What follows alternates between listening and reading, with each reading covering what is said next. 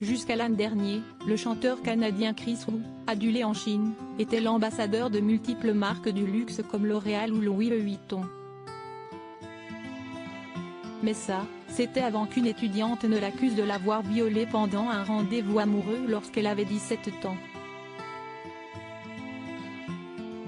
D'autres victimes avaient témoigné pour accuser l'équipe de la pop-star de comportements prédateurs, notamment des invitations à des soirées karaoké volontairement arrosées.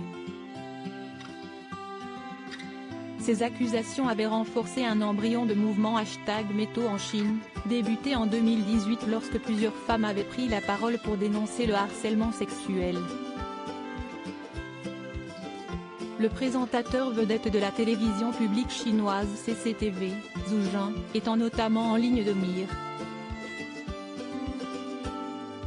Une jeune femme, Cho Dae-Yuan, l'avait accusé de l'avoir embrassée et caressée de force alors qu'elle était stagiaire. L'affaire était alors considérée comme le premier vrai dossier #MeToo du pays, avant donc que celle de Chris Wu ne relance la machine 3 ans plus tard. Le verdict est tombé et ce vendredi 25 novembre, l'affaire a pris une nouvelle tournure puisque l'artiste de 32 ans a été condamné à 13 ans d'emprisonnement et à l'expulsion du territoire pour viol et débauche. De novembre à décembre 2020, l'accusé Wu Yifan, à son domicile, a forcé 3 femmes à avoir des relations sexuelles avec lui, profitant du fait qu'elle était ivre et ne savait pas comment s'y opposer ou n'était pas en mesure de s'y opposer, a indiqué un tribunal de Pékin.